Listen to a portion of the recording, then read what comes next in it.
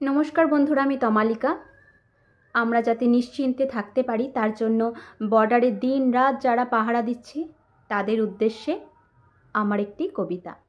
সীমান্তবাসী, তোমরা থাকো নিশ্চিন্তে ঘরে, যখন আমরা বর্ডারে পাহারা দিই তখন শত্রুদের নাস্তানাবুদ করার কল্পনা করি, তাদের সাথে গুলির লড়াই লড়ি।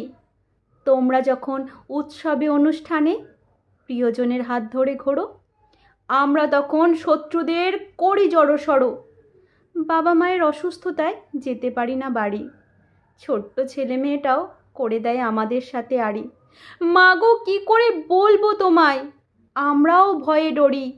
জীবন যুদ্ধে ভাসিয়েছি নিজেদের জীবনের তরি, চোখের কোণে জল লুকিয়ে জয়ের আনন্দে হাসি। সবার থেকে দেশকে আমরা বড্ড ভালোবাসি। নমস্কার। ভালো লাগলে লাইক কমেন্ট করবেন। ভালো থাকবেন।